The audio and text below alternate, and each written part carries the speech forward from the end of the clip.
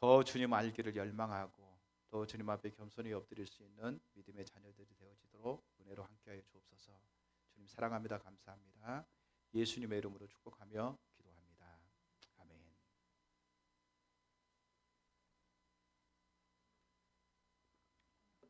성경 말씀은 시편 24편 3절에서 6절 말씀 보도록 하겠습니다. 시편 24편 3절에서 6절 우리 한 목소리로 같이 읽도록 하겠습니다. 여호와의 산에 오를 자가 누구며 주의 거룩한 곳에 설 자가 누구인가? 곧 손이 깨끗하며 마음이 청결하며 뜻을 허탄한 데 두지 아니하며 거짓 맹세하지 아니하는 자로다.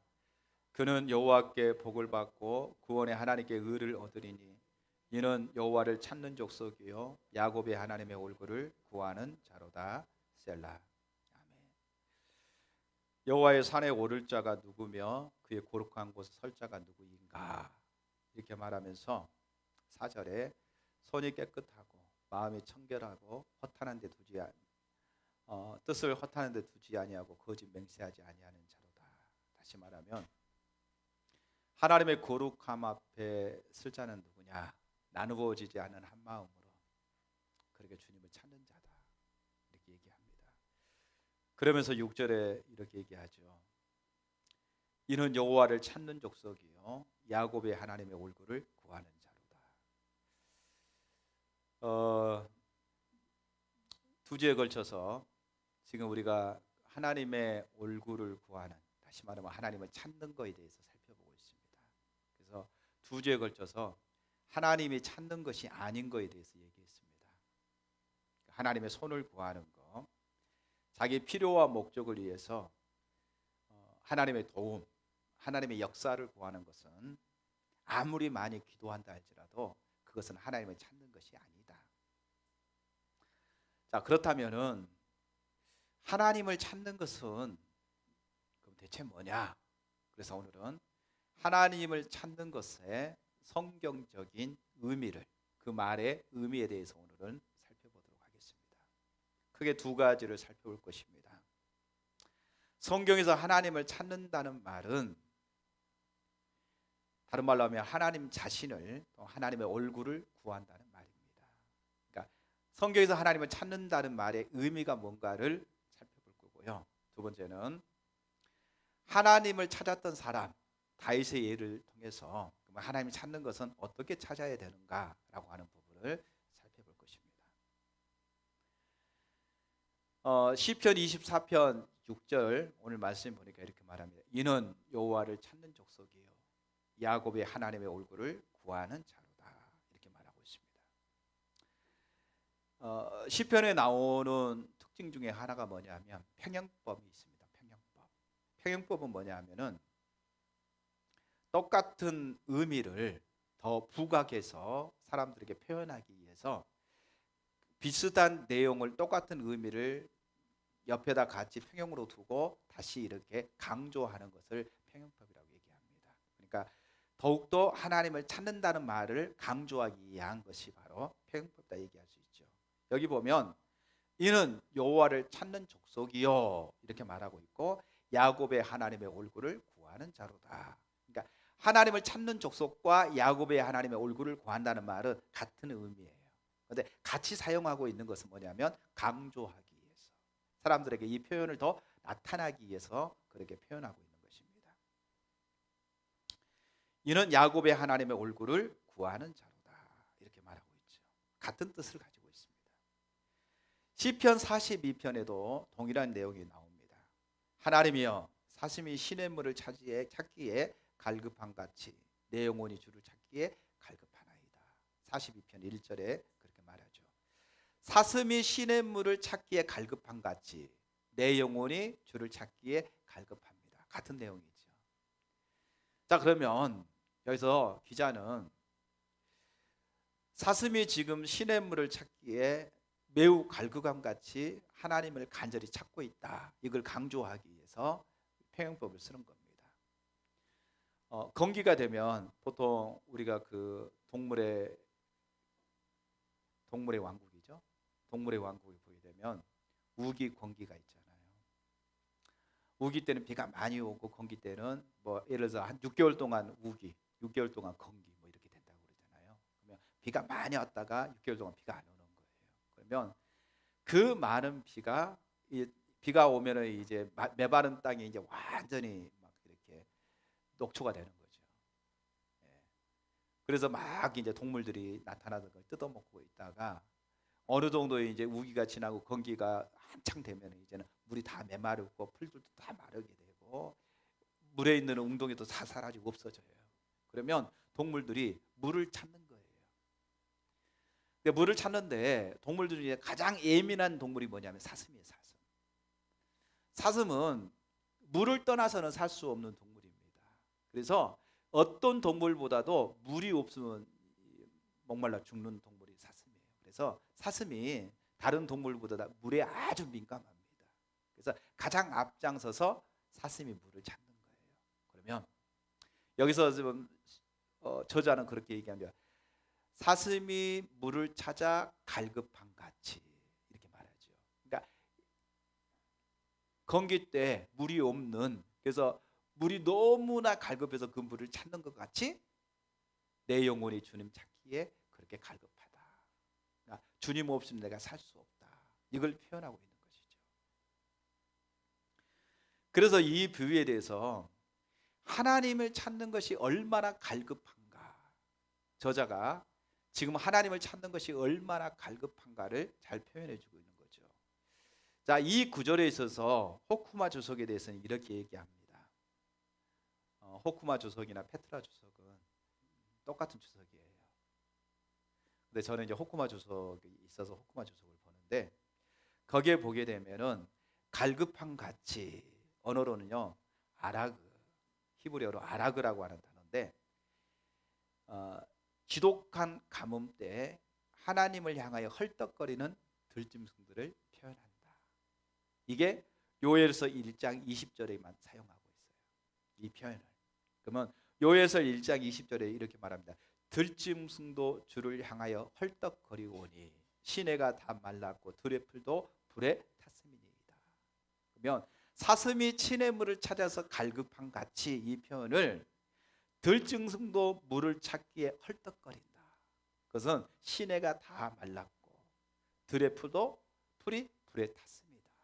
풀도 다 메말라서 시내가 다 말랐기 때문에 물이 너무나 귀해서 그 물을 찾기에 지금 헐떡거리고 있다.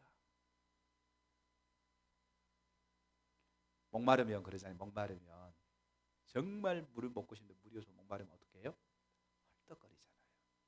헐떡거린 것처럼 그렇게 물을 찾기에 갈급하다, 이렇게 말하고 있습니다. 그러면 이 시인이 그토록 큰 갈증, 갈급함을 가지고 하나님을 찾았는데, 하나님을 찾았다는 말의 의미가 대체 뭐냐, 이렇게 얘기합니다. 하나님은 그렇게 사슴이 물을 찾았다, 들짐승들이 그렇게 물을 찾았다. 근데 그렇게 물을 찾았는데 물을 찾은 것 같이 내 영혼이 하나님을 찾기에 갈급했는데, 그러면 하나님을 찾는 것, 그 갈급함이 대체 뭐냐는 거죠. 시편 42편 2절을 보면은 이렇게 얘기합니다. 내 영혼이 하나님, 곧 살아계시는 하나님을 갈망하오니 내가 어느 때에 나아가서 하나님의 얼굴을 배울까. 그러니까 하나님을 찾았다, 다른 말로 하면 하나님의 얼굴을 배울까. 하나님을 찾는 그의 갈급함은 살아계시는 하나님에 대한 갈망이고, 그것은 하나님의 얼굴을 간절히 원하는 갈망이다. 그러니까 하나님을 찾는다는 건 살아계신 하나님에 대한 갈망이고, 그것은 하나님의 얼굴을 간절히 보기를 원한 갈망이었다는 것이죠. 호세아 5장 15절에도 동일한 내용에 대해서 보여줍니다. 호세아 5장 15절, 그들이 그 죄를 뉘우치고 내 얼굴을 구하기까지 내가 내 곳으로 돌아가리라. 그들이 고난 받을 때에 나를 간절히 구하리라. 여기서 그 하나님을 찾는다는 말은 다른 말로 하면 그들이 간절히 그들이 하나님을 간절히 구한다 이렇게 표현하고 있습니다.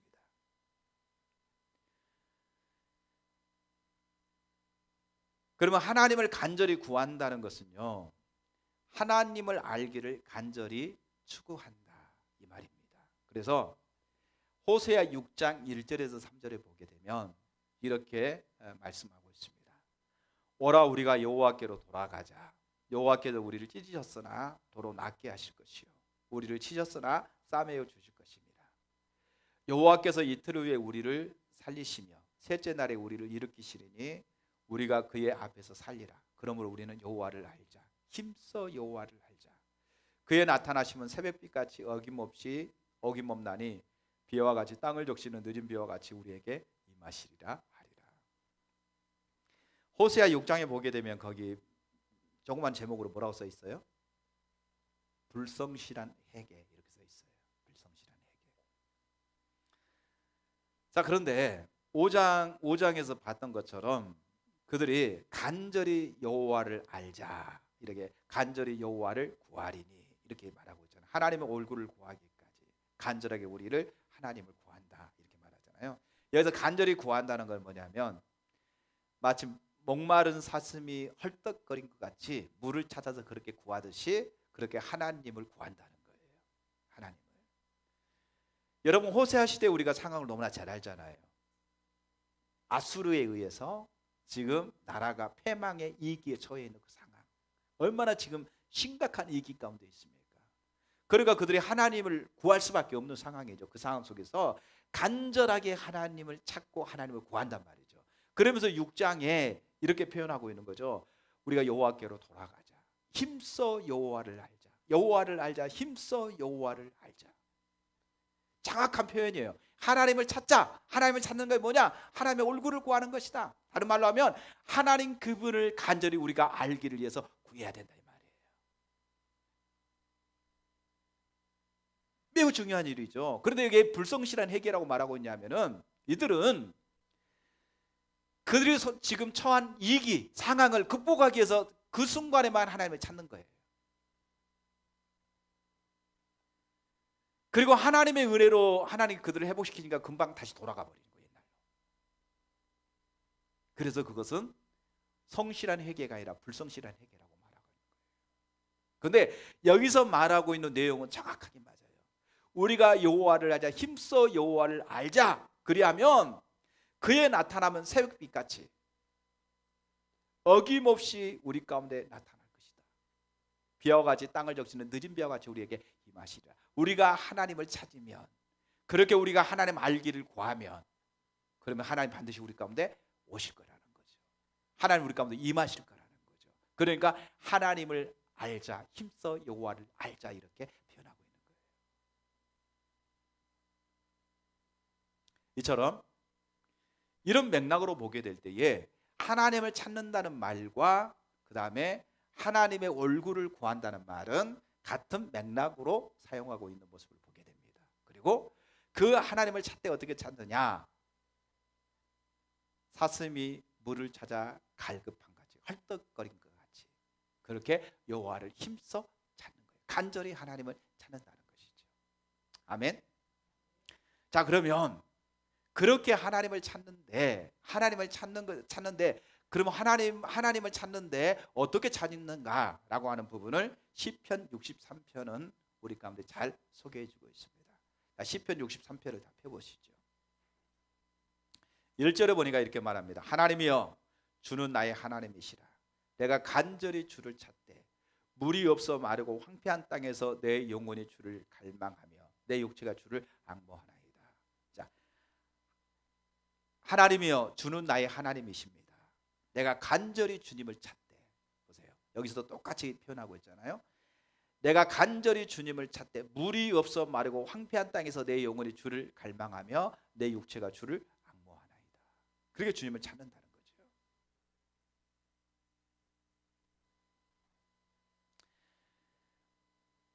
여기서 지금 다윗이 하나님을 찾고 있어요. 그렇죠? 시편 63편을 보니까 다윗이 하나님을 찾는데 간절하게 찾고 있어요. 마치 물이 없어 마르고 황폐한 땅에서 내 영혼이 주를 갈망하며 내 육체가 주를 앙모하나이다. 이런 것처럼 간절히 주님을 찾고 있어요. 시편 42편과 또 24편에 마치 목마른 사슴이 시냇물을 찾은 것처럼 그렇게 간절하게 주님을 찾고 있는 모습을 볼 수가 있습니다.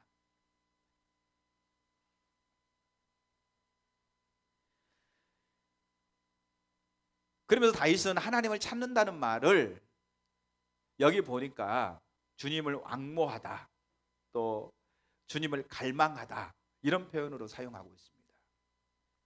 그러니까 그는 자기의 모든 것을 다해서, 그러니까 자기의 영혼과 자기 육체를 다해서 하나님을 간절히 찾고 또 갈망하고 또 간절히 원하고 있다고 하는 것을 여기서 표현하고 있습니다.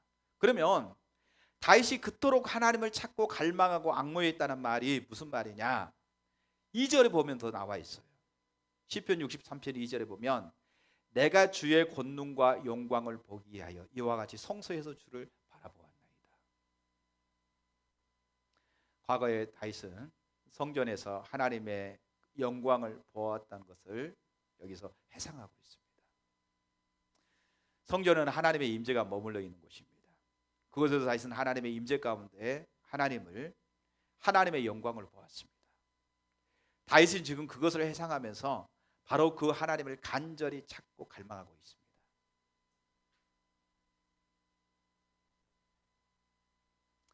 이처럼 그는 하나님을 간절히, 그 하나님의 영광, 그 하나님의 임재 안에 머물러 있는 것을 간절히 사모하고 구하고 있습니다. 시편 63편 2절과 3절에 있어서 호크마 주석은 뭐라고 주석을 달고 있냐면 이렇게 달고 있습니다.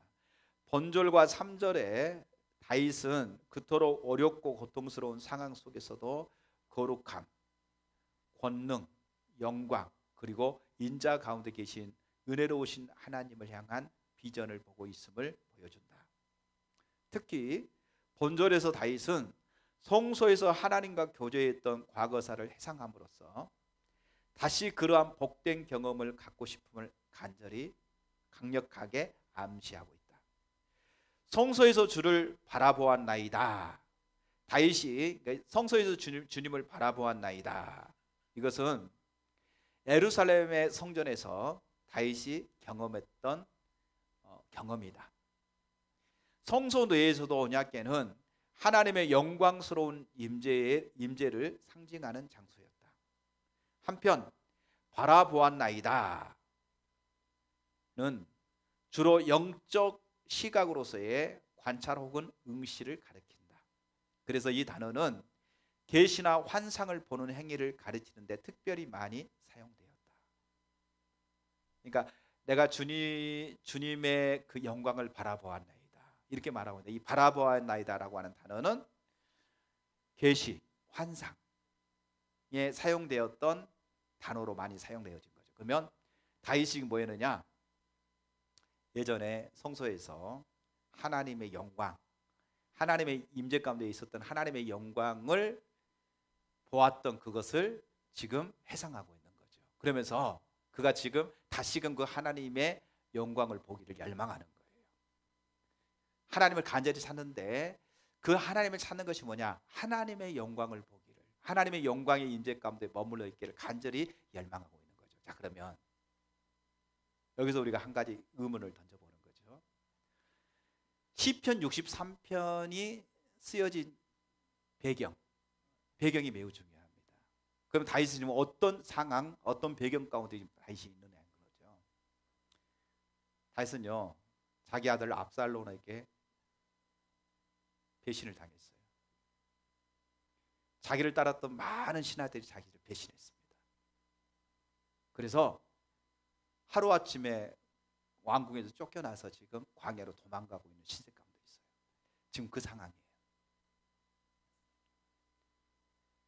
자기가 믿었던 그 모든 그 와르르 다 무너졌어요. 자기 왕국이 와르르 무너지고요, 자기의 명성, 자기의 명예, 자기가 가지고 있는 모든 권력이 다 뺏겨버렸어요. 그리고 지금 매우 심각한 위기 가운데 있는 거예요. 압살롬이 군대를 몰고 와서 다윗을 치면 다윗은 죽을 수밖에 없는 그 상황. 자, 이런 상황입니다. 자, 이런 상황에 지금 머물러 있는데 다윗은, 여러분들이 이런 상황에 있으면 여러분은 어떻게 하겠어요? 하나님 도와주세요. 하나님 나를 구원해 주세요. 하나님의 기름 부은 종입니다. 하나님 나를 구원해 주심으로 인해서 하나님의 영광이 하나님이고 하나님이 기름 부은 종을 하나님 붙드시는 하나님인 것을 모든 사람에게 알게 해주세요. 어찌 보면 그게 자기 목숨을 구원해 달라고, 원수를 심판해 달라고 그렇게 기도해야 되는 것이 마땅한 것처럼 보여요. 그런데 다윗은 이 상황 속에서도 그렇게 기도하는 것이 아니라 뭘 기도했느냐? 내가 하나님을 간절히 찾습니다. 물이 없어서 황폐한 땅에서 목이 말라서 갈증을 느끼는 것처럼 내가 그렇게 주님을 간절히 찾습니다. 주님을 찾는데 그 주님, 자기의 도움이 되는, 자기를 도와달라고 주님을 찾는 것이 아니라 주님의 영광을 바라보기를 원합니다. 하나님의 임재 가운데, 하나님의 영광 가운데 머물러 있기를 원합니다. 그 하나님의 영광과 하나님의 임재 가운데 머물러 있기 위해서 그렇게 하나님을 찾았다고 얘기하고 있어요.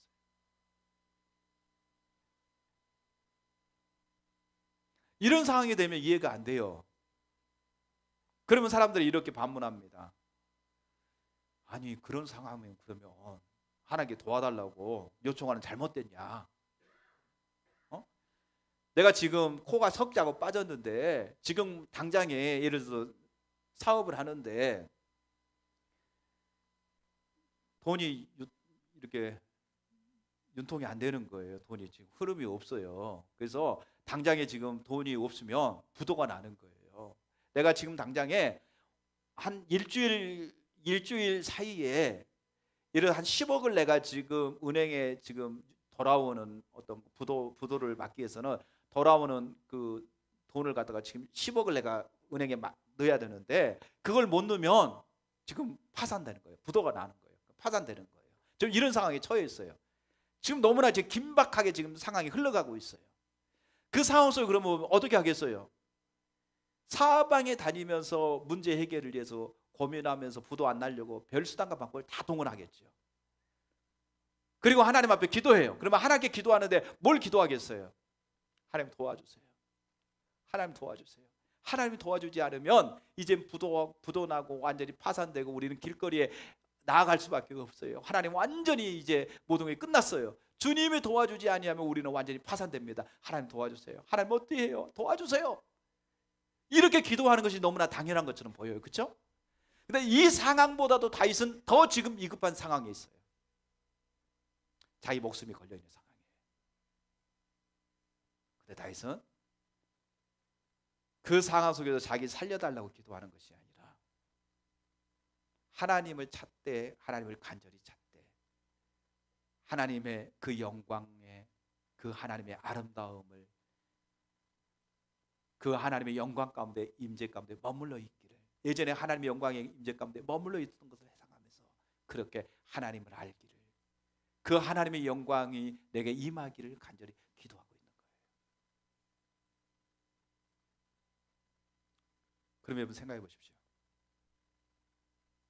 이게 뭘 의미하는가? 다윗이 왜 그렇게 하나님을 찾되 하나님의 영광을 구했고 하나님의 임재 가운데 머물러 있기를 기도했는가를 봐보세요. 다윗은요, 잘 들으세요. 하나님이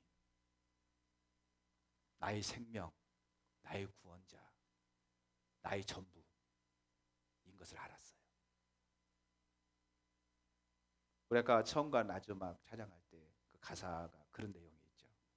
나의 구원, 나의 전부, 뭐 그런 가사가 있잖아요. 다윗은 그걸 알았어요. 하나님이 누구냐? 나의 구원, 나의 생명, 나의 모든 것이다. 나의 모든 것이 어디에 속했냐? 하나님께 속했다. 나의 생명도, 나의 왕권도, 내 나라도, 내가 가지고 있는 모든 것들도 다 하나님께 속했다. 하나님은 유일한 나의 열망이고 나의 구원이다.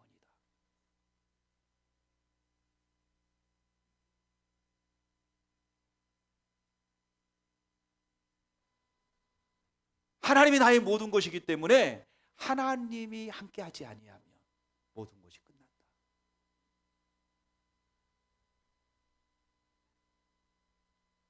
그것을 알고 있었기 때문에요, 다윗은 하나님을 간절히 찾았어요. 하나님의 얼굴을 구했어요.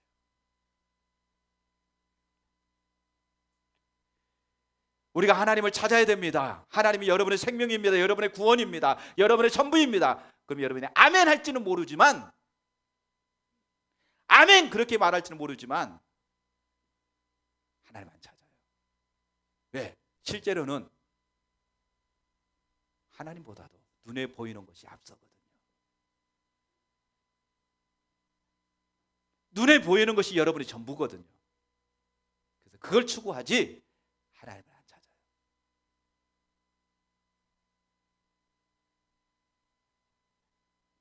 다윗은요 그걸 알았어요. 하나님이 나의 모든 것, 나의 생명, 나의 구원 되신 것이 이론이 아니라 그게 실제라고 하는 사실을 알았어요. 그래서 그 전부 되신 하나님을 간절히 찾았어요. 그 상황에, 반역으로 인하여 쫓겨가서 지금 생명의 위급한 상황 속에 도망가고 있는 그 상황 속에서도 그는 하나님의 얼굴을 구했어요. 하나님을 간절히 찾았어요. 하나님의 영광을 보기를, 그 하나님의 영광 가운데, 하나님의 임재 가운데 머물러 있기를 간절히 구했습니다. 이게 하나님 찾았다는 말이에요.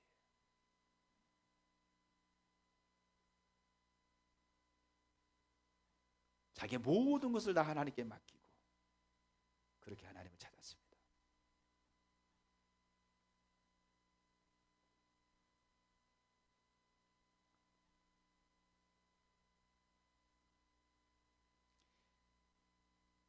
시편 63편 4절에서 7절 말씀도 봐볼까요?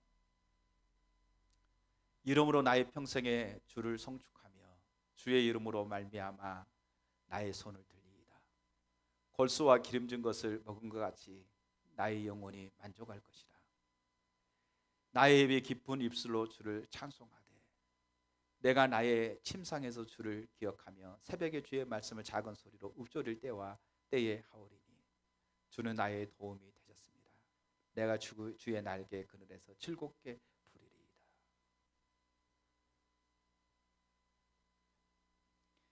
여기서 다윗은요 자기가 하나님을 찬양한다고 얘기하고 있습니다. 하나님을 간절히 찾았고 하나님을 배울 때 그는 하나님을 찬양하겠다. 그 상황 속에서 하나님을 찬양하겠다. 하나님의 인자하신 헤세드, 하나님이 인자하신 하나님, 그 하나님의 인자가 얼마나 크고 위대하신가를 바라볼 때에 그는 하나님을 찬양할 수밖에 없어요. 하나님의 신실하심, 하나님의 거룩하심을 바라볼 때에 그는 하나님을 찬양하는 거예요. 그 상황 속에서도 하나님을 높이고 하나님을 찬양하고 하나님을 경배하는 겁니다. 낙심하고 절망한 상황 속에 빠져야 되는데 도리어 하나님을 찬양하고 하나님을 경배해요. 그 상황 속에 하나님께서는요 다윗이 자기를 구원해 달라고 기도하고 하나님의 얼굴을 구했어요. 하나님을 찾았어요. 하나님을 예배했어요. 하나님을 높여드렸어요. 그랬더니 하나님께서 어떻게 하셨습니까? 다윗의 고개를 들게 하세요. 온수의 목전에서 상을 베푸시는 하나님, 왕권을 회복시키십니다. 그 나라를 다윗에게 더 부강한 나라로 하나님께서 세우십니다.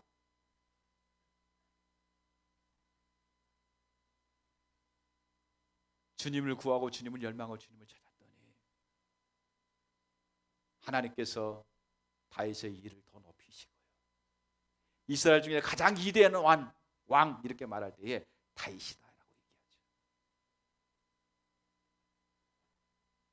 다윗의 나라를 더 강력하게, 더 강성한 나라로 하나님께서 회복시켰던 모습을 보게 됩니다. 다윗에게서는 하나님이 전부였어요. 하나님이 나의 모든 것, 나의 구원, 나의 생명,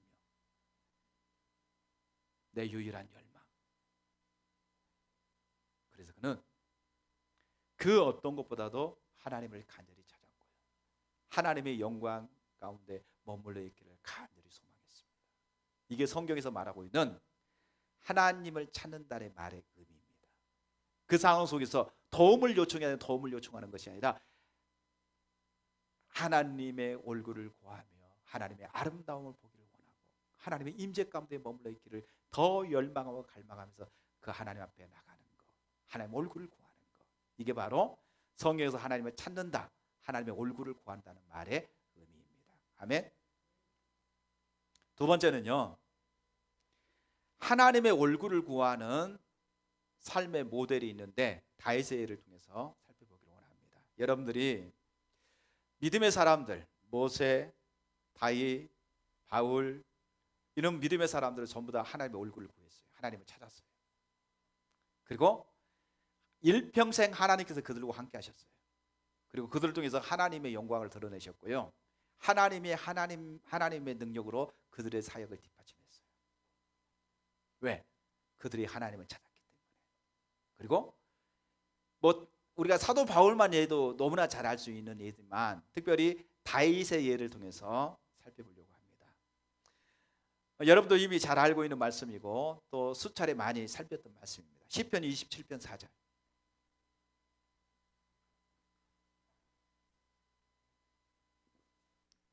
우리가 잘 알고 있는 말씀이기 때문에 깊이 있게 길게 살펴볼 것도 없어요. 간략하게 중요한 포인트만 살펴보려고 합니다. 시편 27편 4절 우리 같이 한 목소리로 같이 한번 읽도록 하겠습니다. 내가 여호와께 바라는 한 가지 일, 그것을 구하리니 곧 내가 내 평생의 여호와의 집에 살면서 여호와의 아름다움을 바라보며 그의 성전에서 사모하는 그것이라. 아멘.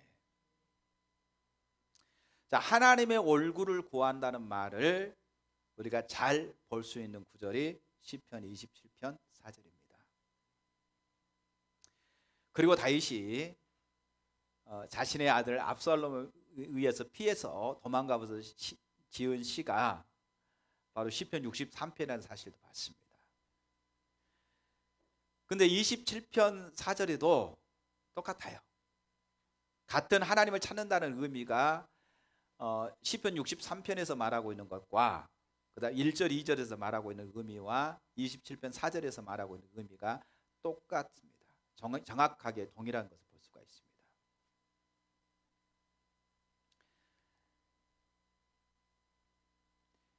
특별히 시편 27편 4절에 보게 되면 5가지에 대해서 얘기하고 있는데 그 5가지 중 2가지는 첫 번째하고 두 번째는요, 그가 어떤 자세로 하나님을 찾았는가를 얘기하고 있고요, 세 번째, 네 번째, 다섯 번째는 하나님을 찾는다는 말이 무슨 뜻인가를 우리 가운데 설명해 주고 있습니다. 2가지는 자세, 그 다음에 하나님을 찾는다는 뜻이 무엇인가를 우리 가운데 설명해 주고 있어요. 자, 첫 번째, 이 5가지만 설명하고 마칠게요. 자, 한 가지 일에 대해서 얘기하고 있습니다. 다윗에게 있어서 하나님을 찾는 것은 그가 가진 단 하나의 유일한 소망이고 열망이었습니다. 다윗에게 있어서 하나님을 찾는다는 것은 그가 가진 단 한 가지 유일한 소망이고 열망이었어요. 그래서 히브리어 언어 성경에서는 뭐라고 말하고 있냐면은 한 가지 일, 이렇게 번역하고 있습니다. 한 가지 일. 미국 성서공회에서 발행한 시편에 관한 안내서에서 노버트 브레처 박사와 레이븐 박사는 이 구절을 다윗이 말한 뜻을 설명하면서 이렇게 설명을 하고 있습니다. 그의 한 가지 유일한 열망은 그 내 인생의 모든 날 동안 여호와의 집에 거하는 것이었다. 그러니까 내 인생의 유일한 한 가지 열망이 뭐냐? 유일한 한 가지라는 거예요. 인생의 유일한 한 가지 열망. 그리고 케일 박사와 델리치 박사도, 델리치 주석이 있거든요. 구약 주석 시리즈에서 이에 대해서 뭐라고 하냐면 그는 낯선 사람들과 환난 가운데서도 역시 야외 안에서 온전한 만족을 가졌지만 그가 갈망했던 단 한 가지가 있었다. 하나님의 많은 은혜를 받았지만 그 인생에서 가장 유일한 단 한 가지가 있었다라고 표현하고 있습니다. 그게 뭐냐? 단 한 가지. 그러니까 그의 자세에서 과거, 현재, 미래를 포함해서 한 가지라는 거죠. 유일한 열망이라는 거예요. 유일한 열망. 단 한 가지 소원이 있다는 거죠. 통틀어서 한 가지 소원. 자, 두 번째. 그 한 가지가 뭔가? 지속적인 열망이다.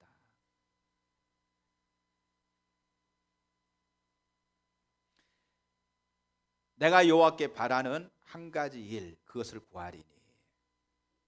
여기서 바란다고 하는 것은 완료형입니다. 완료형의 동사입니다. 그리고 구하리니, 이것은 미래형의 단어입니다. 그러니까 완료와 미래가 같이 이렇게 사용되어져 있는 모습을 보게 됩니다. 완료와 미래가 같이 사용되어져 있어요. 그래서 킴 제임스 버전은, 성경은 이 점을 잘 표현하고 있습니다. 다윗에게 있어 하나님을 구하는 것은 그가 과거로부터 지금까지 그렇게 해왔을 뿐 아니라 앞으로도 계속해서 그렇게 할, 그리고 그의 평생의 모든 날 동안 그렇게 할 유일한 소망이요 열망이라는 말이다, 이렇게 표현하고 있습니다. 그러니까 과거, 현재, 그리고 미래여도 그가 오직 한 가지 일을 구했다는 거죠. 그러니까 유일한 열망, 그 유일한 열망이 한 가지이라는 거예요. 이제 그렇게 표현하고 있어요. 다윗에게 가장 소중한, 과거에도 그랬고 지금 현재도 마찬가지고 미래에도 오직 유일한 열망이라는 거죠. 그게 한 가지라는 거죠. 유일한 열망은 한 가지다. 그게 자세라는 거죠. 내 소원은, 내 유일한 열망은 오직 한 가지입니다. 그게 이제 이 자세를 가지고 있는, 내가 하나님 앞에 나갑니다. 하나님 얼굴을 구합니다. 내 유일한 열망은 하나님 얼굴을 구하는 겁니다. 하나님을 찾는 것입니다. 이게 이런 표현인 거죠. 바울도 마찬가지잖아요. 나는 십자가 달린 예수 그리스도가 가장 소중하기에 오직 십자가만을 알기로 작정했다, 이렇게 말하잖아요. 십자가가 하나님의 능력이고 하나님의 지혜다. 십자가만을 알기로 작정했다. 똑같은 표현을 하고 있는 거죠. 바울에게 물어보는 게, 바울이요, 당신의 유일한 소망이 무엇입니까? 당신은 뭘 그렇게 구했습니까? 나는 십자가에 달리신 예수 그리스도가 가장 소중하기에 나는 그분만을 알기로 작정했습니다. 과거에도 현재에도 미래에도 오직 십자가에 달리신 예수 그리스도, 그분만이 내 유일한 열망이고 소망입니다. 이렇게 표현하는 것이죠. 그러니까 다윗이 유일한, 오직 한 가지 소원, 그 유일한 열망이 뭐였느냐? 하나님 얼굴을 구하는 것. 바울이 당신은 유일한 열망과 소망이 무엇이었습니까? 그러면 나는 과거에도 현재에도 미래에도 오직 한 가지입니다. 그것은 주님 안에서 주님을 알기를 원하는 것, 주님 안에서 발견되어지는 겁니다. 똑같이 그렇게 얘기하는 거죠. 그러니까 이런 자세를 가지고 주님을 찾았다는 거예요. 그러면서 세 번째, 네 번째, 다섯 번째는요, 그럼 뭘 찾았느냐 이 말이죠. 세 번째, 하나님의 임재 가운데 머무는 것. 다윗이 그토록 구하고 열망했던 한 가지 일 중 하나는 하나님의 집에 거하는 것이었습니다. 하나님의 집에 거한다. 이 말은 문자 그대로 그가 하나님의 집에서 사는 것을 말하는 것이 아니라 하나님의 임재 가운데 머물러 있는 것을 의미합니다. 하나님의 임재 가운데 머물러 있는 것을. 우선 여기서 말하는 하나님의 집은 그때 당시에 예루살렘의 성전을 의미합니다. 그래서 블레처 박사와 레이든 박사도 여기서 하나님의 집을 하나님의 성전이다, 이렇게 여호와의 집을 하나님의 성전으로 이렇게 이해하고 있습니다. 그리고 그 당시 성전은 무엇보다도 하나님의 임재와 영광이 머무는 곳이었습니다. 우리는 그것을 바로 앞 시편인 시편 26편의 6편 8절에서 우리가 잘 볼 수가 있습니다. 여호와여, 내가 주께서 계신 집과 주의 영광이 머무는 곳을 사랑하오니. 주님이 주께서 계신 집, 주의 영광이 머무는 것, 평행법이죠. 여기서도 똑같이. 그러니까 하나님의 성전에서, 하나님의 집이 하나님의 성전이고 그것에서 하나님의 영광을 경험했던 것을 얘기하고 있죠. 그러니까 여기서도 정확하게 뭐냐면은 다윗이 여호와의 집, 여호와의 집은 하나님의 성전을 얘기한다는 거죠. 성전에는 하나님의 임재하여 계시며 그의 영광이 거하기 때문에 그는 성전을 사랑하였다, 이렇게 얘기하고 있습니다. 그래서 랑게 박사는, 여러분 랑게 주석도 있고요, 델리치 주석도 있어요. 이런 분들이 자기 주석 쓰면서 자기 이름을 저는 랑게 주석, 델리치 주석 있습니다. 랑게 박사는 그의 주석 시리즈에서 이 구절을 당신의 영광이 머무는 곳, 즉 영광스러운 하나님께서 당신의 임재를 나타내시기를 기뻐하시는 곳, 이렇게 번역하면서 후펠드 박사의 말을 인용합니다. 후펠드 박사는 그 장소에 대해서 이곳은 특별한 지성소를 가리킨다. 그곳에서 언약궤는 하나님의 이음의 지상적인 임재로 머물러 있던 보좌였다라고 말합니다. 다시 말하면 하나님의 영광의 임재가 머물러 있는 그곳, 그 성전을 사랑했다, 이렇게 표현하고 있죠.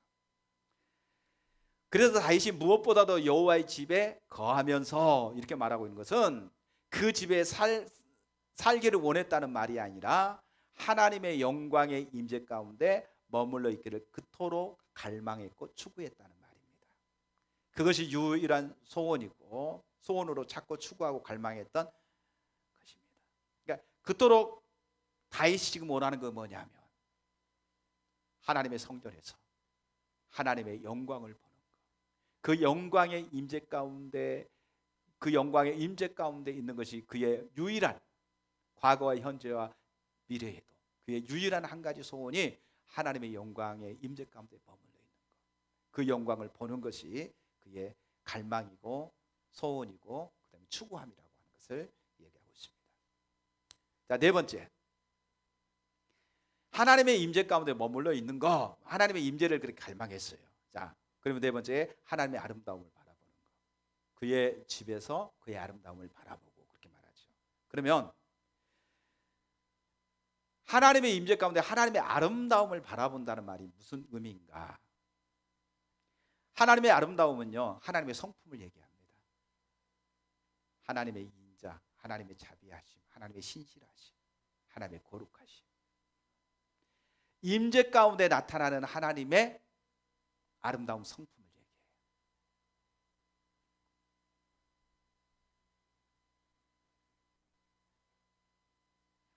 그래서 이 하나님의 아름다움은 일부 학자들은 뭐라고 말하냐면은 영안으로 바라본 하나님의 계시, 이렇게 얘기합니다. 그래서 델리츠 박사와 다른 학자들은 공예배 시 경건한 자에게 나타나는 하나님의 영광, 이렇게 표현하기도 합니다. 하나님의 아름다움, 그러니까 하나님의 영광 가운데 계시된 하나님의 성품. 마치 우리가 이사야 6장에 보게 되면 이사야가 하나님의 성전에 들어갔어요. 하나님의 영광의 임재가, 하나님의 영광의 임재가 거기서 임했어요. 하나님의 아름다움을 보는 거죠. 그러면서 특별히 하나님의 영광의 임재가 거하면서 뭐가 비춰졌죠? 하나님의 거룩한 성품이 계시된 거예요. 주님의 거룩한 성품, 하나님 거룩하신 하나님입니다. 그 거룩한 성품이 계시되니까 그 거룩한 성품 앞에 뭐가 비춰있냐면 내 모습이 선명하게 비춰지는 것이죠. 그 넙죽이 엎드리는 거예요. 오 하나님, 내가 망하게 됐다. 내가 죽게 생겼다. 내 입술이 부정한 자 중에 거하면서 거룩한 하나님을 배웠다. 그러니까 거룩한 하나님의 하나님의 영광의 임재 가운데 뭐가 계시되느냐면 하나님의 거룩함이 계시된 거예요. 하나님의 거룩함, 하나님의 선하심, 하나님의 인자하심, 이런 게 계시되는 거죠. 그러니까 그 하나님, 우리가 하나님을 알다라고 말할 때 그 하나님을 아는 건 뭐냐면요, 그 하나님의 성품을 아는 거예요. 하나님의 성품, 사랑이 많으시고 자비하시고 인자하시고 용서하시고 거룩하시고 신실하시고, 그 하나님의 성품을 우리가 발견하는 거예요. 하나님은 거룩하신 하나님이십니다. 단순히 입술로만 거룩하신 하나님이 아니라 거룩하신 하나님이십니다 할 때에 그 하나님의 거룩함이 얼마나 거룩한지, 죄를 미워하시며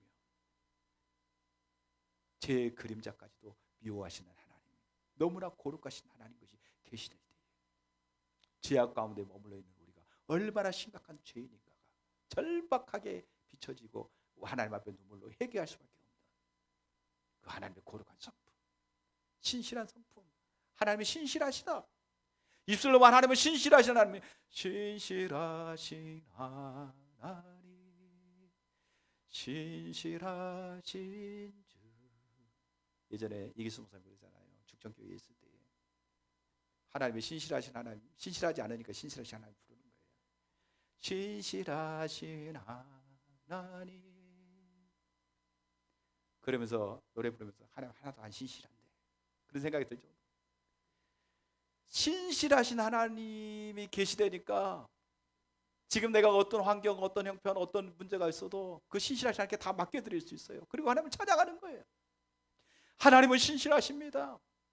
약속하신 말을 반드시 이루시는 신실하신 나의 하나님이십니다. 내가 지금 어려움을 당하고 지금 내가 고통 가운데 있지만 하나님은 신실하신 하나님이기에 하나님 앞에 모든 것을 맡겨드리고 하나님을 예배합니다. 하나님을 높여드립니다. 그 신실하심을 바라보는 거죠. 우리 가운데 그 하나님의 영광의 임재 가운데 계시된 하나님,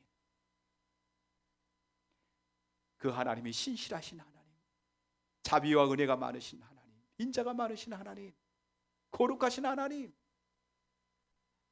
그 하나님이, 그 하나님을 우리가 알다고 말할 때에 그 하나님의 성품을 아는 거예요. 그 하나님의 성품을. 우리가 그 하나님을 신뢰하고 믿음으로 설 수 있는 것도요, 우리 가운데 계시된, 영 안으로 열려서 계시된 그 하나님의 아름다움을 바라볼 때에 그 하나님 앞에 나가는 거예요. 안 찾아도 돼요. 처음과 마지막 부를 거니까.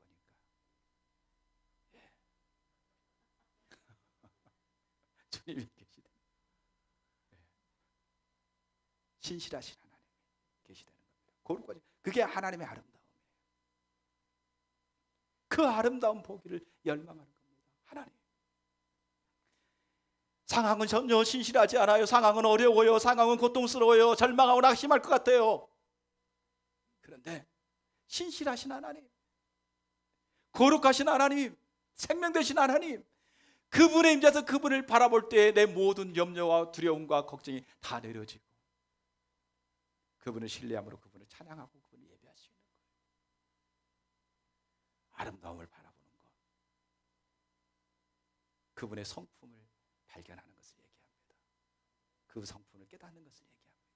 그래서 그 성품 안에, 그 성품을 보고 그 성품 안에 자기가 온전히 들어가기를 열망하는 간절한 열망, 간절한 소망이 그 속에 있었습니다. 마지막 하나는요, 하나님께 묻는 거였습니다.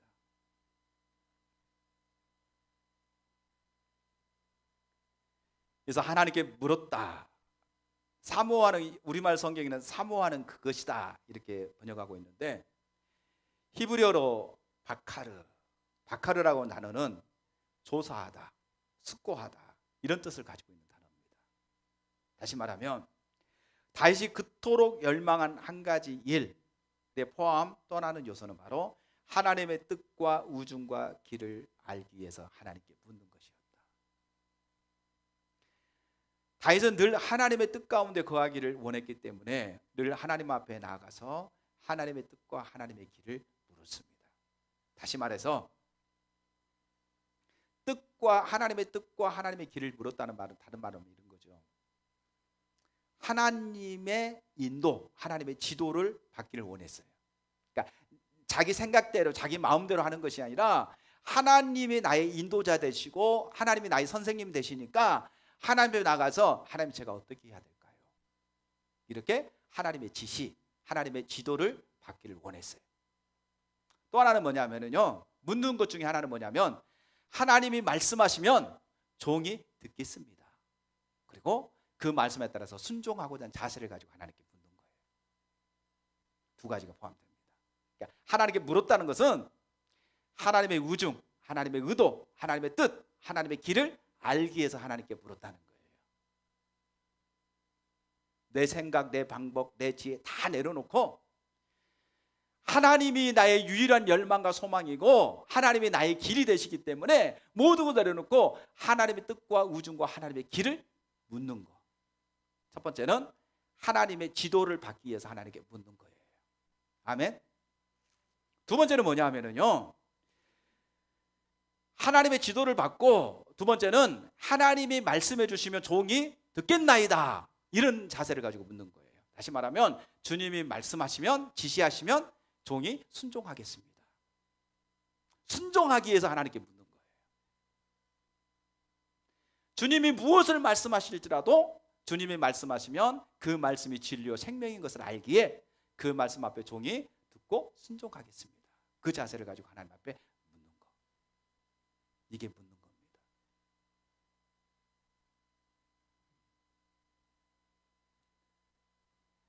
성경에 보면 가장 많이 물었던 사람이 다윗이에요. 다윗이 그토록 하나님께 많이 물었습니다. 다윗 전의 왕이 누구죠? 사울.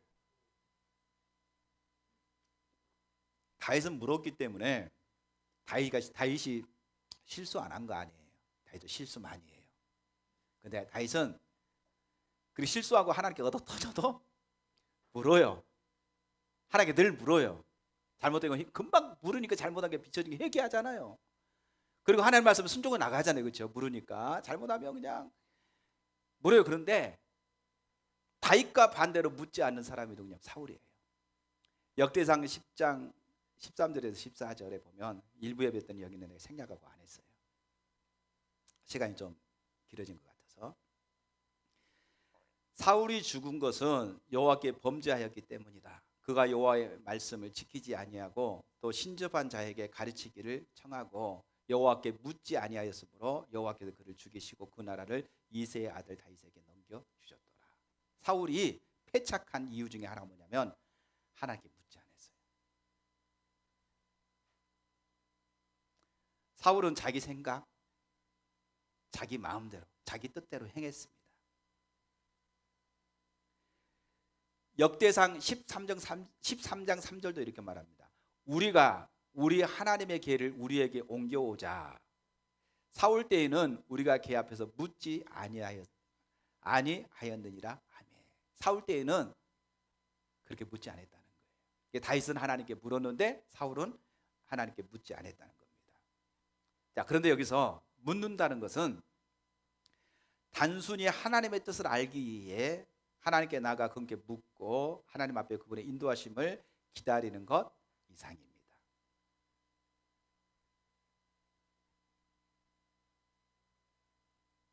그래서 여기서 그 단어가 주어지는 것이 아까 조사하다, 숙고하다 이런 의미를 가지고 있잖아요. 그래서 여기서 묻는다는 말에는 하나님의 뜻과 길을 알기 위해서 하나님 앞에서 연구하고 조사하고 간절하게 하나님의 뜻을 찾는 것을 포함한다. 간절하게 하나님 찾는 것을 얘기하는 거예요. 하나님의 뜻에 따라서 내 삶을 드리고 순종하기 위해서 간절히 하나님을 찾는다. 그리고 하나님이 말씀하시면 어떤 대가가 지불된다 할지라도 어떤 어려움이 있다 할지라도 그 말씀 앞에 순종함으로 하나님 앞에 서기를 원하는 것. 이게 바로 하나님께 묻는 거였습니다. 말씀을 정리해 보겠습니다. 다윗은 오늘 우리가 하나님을 찾는다, 또 하나님을 찾는다, 하나님의 얼굴을 구한다 라고 하는 말의 의미는 어떤 상황과 어떤 형편 개의치 않는 거예요. 그거 놔두고 내가 어떤 형편이든지 어떤 상황이든지 어떤 입장이든지 그거 놔두고 하나님이 나의 전부이시기에, 하나님이 나의 생명이시기에, 하나님이 나의 구원이시기에 오직 그분을 구하고 그분을 찾는 것을 하나님을 찾는다, 하나님의 얼굴을 구한다라고 말하는 겁니다. 아멘. 그러면 그분을 구하되 어떻게 하느냐? 그분의 영광, 그분의 임재 안에 머물러 있기를 인해서 그분의 영광이 가장 소중하기에 그분의 영광 가운데 머물러 있기를 원해서 그렇게 하나님을 찾는 것을 얘기해요. 그리고 그 하나님을 찾을 때에 다윗을 통해서 우리는 5가지의 부분을 시편 27편 4절에서 살펴봤습니다. 다윗은 자기의 한 가지 소원이 있어요. 이건 유일한 소원입니다. 과거와 현재와 미래에도 유일한 소원, 그리고 간절한 열망이었어요. 예전에도 열망했고 지금도 열망하고 있고 앞으로도 열망할 한 가지 소원이에요. 그것은 하나님의 집에 거하면서, 하나님의 집에 거한다는 것은 하나님의 영광의 임재 안에 머물러 있는 것을 얘기하고 있죠. 그리고 하나님의 아름다움을 바라보는 것, 그 하나님의 아름다움은 하나님의 영광의 임재 가운데 우리 가운데 계시된 하나님의 성품을 얘기하는 거예요. 그 성품을 알기를 간절히 추구한 겁니다. 그리고 그 성품이 계시되고, 그리고 하나님께 사모하는 그것이라고 하네요. 그것은 조사하다, 숙고하다라는 뜻을 가지고 있어서 하나님께 묻는 겁니다. 하나님의 마음, 하나님의 우정, 하나님의 뜻, 하나님의 길을 알기를 구하고, 하나님이 그렇게 말씀하셨을 때에 그 길로 행하기 위해서 하나님께 묻는 거예요. 이게 바로 다윗이 유일한 한 가지 소원이었습니다. 하나님의 집에서, 하나님의 영광의 임재 안에서 영안을 열어서 계시된 그 하나님의 아름다움을 바라보고 그 하나님의 성품을 발견하고, 그리고 하나님의 뜻과 하나님의 우정과 하나님의 길을 따라서 살기 위해서 하나님께 묻는 것, 이게 성경에서 하나님의 얼굴을 구한다, 하나님을 찾는다라고 표현하고 있습니다.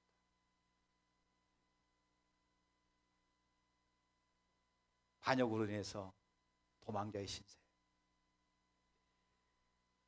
지금 참담한 상황 속에 있음에도 불구하고 그 어떤 것을 구하는 것이 아니라 하나님의 얼굴을 구해요. 하나님을 찾아요. 하나님만이 내 유일한 소원이고 열망인 것을 알았기 때문에 그분을 찾았어요.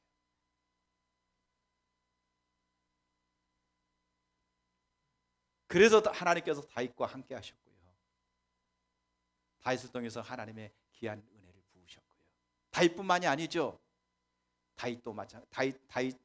다윗뿐만이 아니라 바울도 마찬가지고 모세도 마찬가지고 하나님의 모든 사람들은 그렇게 하나님의 얼굴을 구했어요.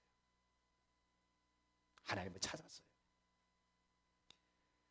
이런 관점에서 저와 여러분이 하나님의 얼굴을 구하고 있는지 우리 자신을 한번 살펴보십시오. 정말 여러분의 유일한 열망과 소원, 다윗이 한 가지 소원이 있는데 그건 하나님을 찾는 것이라고 말하고 있는데, 과연 나는 하나님을 찾고 있는가? 아니면 하나님의 손을 구하고 있는가? 우리 자신들을 돌아보면서 다윗처럼 그렇게 유일한 한 가지 소원을 가지고 주님을 찾는 자리로 설 수 있는 저와 여러분, 우리 모두가 될 수 있기를 주님의 이름으로 축원합니다. 찬양하고 기도하겠습니다.